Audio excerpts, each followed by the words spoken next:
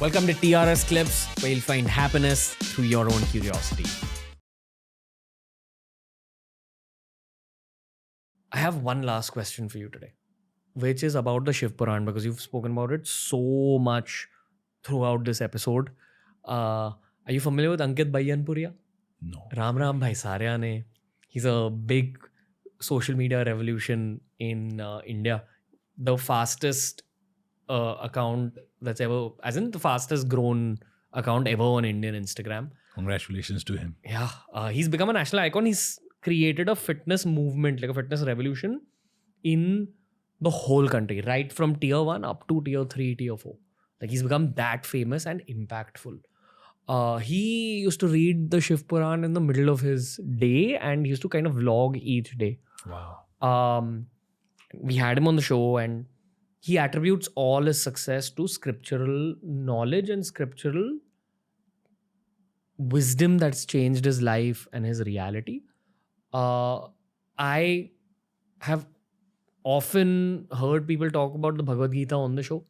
I will definitely have a phase of my life where I deep dive into the Bhagavad Gita. I think I need classes, honestly. That's been my consensus. I need someone to actually take me through it. But very rarely do people talk about the Shiv Puran. You're only the second guy I've actually heard talk about the Shiv Puran on the show after Ankit Baiyanpuria. Tell me about it, because you've read it. Yeah. You've studied it.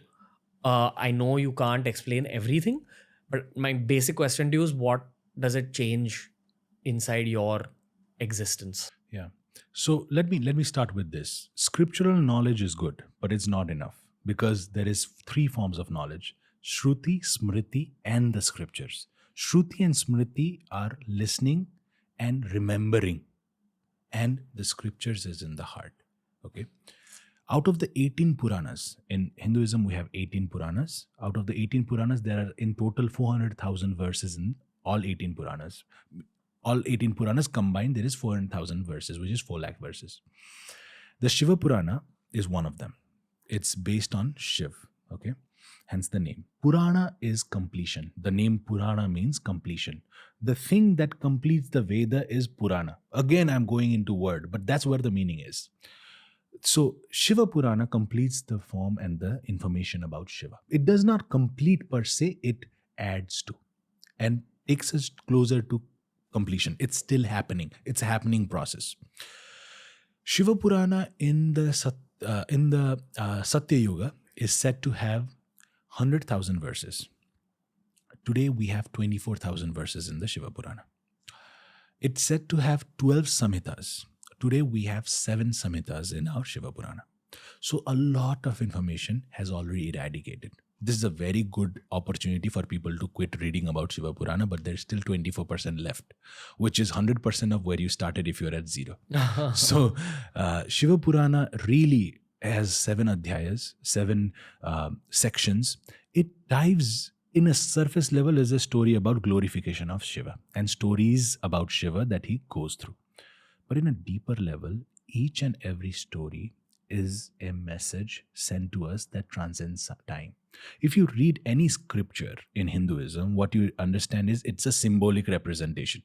The water is flowing. It's not just about a river. Now, what people in today's day are going to do is dig up and start finding the river. No, it's a symbolic representation. So in Shiva Purana, you'll find lots of stories that Shiva went through. Nirakar Rupas, Rudrakshas, the Mukhis of the Rudrakshas, the story about the Tripurasura, the story of how Narad Muni was once, so dwelled in ego that he started to think himself as God and was given the head of monkey, right? So these kind of story, all of them are present in the Shiva Purana. So when a person will start reading the Shiva Purana, I guarantee you 99 of the 100 will think, oh, this is a very basic childlike book. I'm saying a very controversial thing here, but the stories are such. But if you are able to see and read behind and underneath and within the meaning is beyond you and I.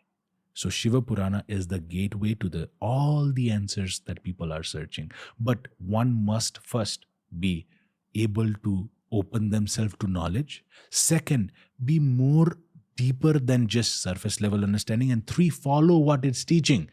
Don't assume that you can pick and choose, right? So Shiva Purana will tell you to live a certain way and do certain things. We're thinking of it as buffet. We're thinking of it like, I don't want this meal, I'll just get this. But Shiva Purana is a way of life. It's an emotion. It's way of living. And it's not asking you for much. Recommending certain actions, teaching you certain things anecdotally through stories. The only thing you need to do is be receptive and go deeper than just a surface level understanding about, two characters playing a story. I'll end with a story. So I'll tell you why it's important. So in Shiva Purana as well as in the Devi Bhagavad, I'm always talking about Shiva Purana and Devi Bhagavad because Shiva and Shakti flow together. The Purana that mentions Shakti is the Devi Bhagavad Puran. The Puran that mentions Shiva is the Shiva Puran. These are two of the Puranas in the 18, right?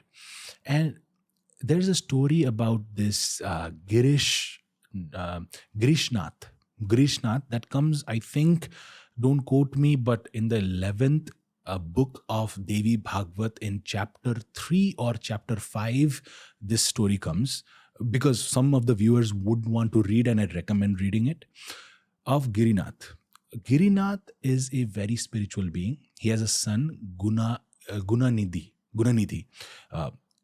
Now, Gunanidhi starts to have an affair. I'm cutting the story too short. Starts to have an affair with the wife of his own guru. He's so attractive and the wife is also attracted towards him. Then what they eventually end up doing is poisoning the guru and killing the guru. Okay, Gunanidhi does that.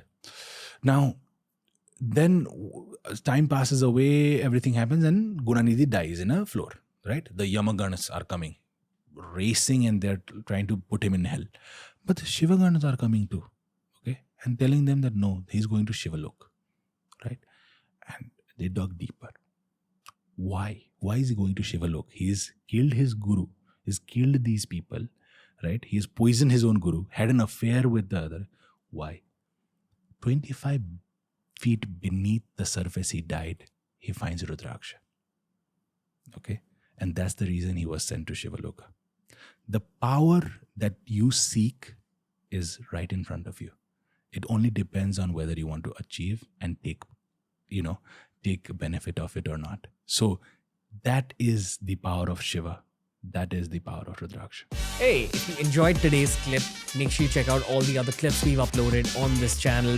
You'll find a clip related to almost every single topic as long as you're willing to search for it.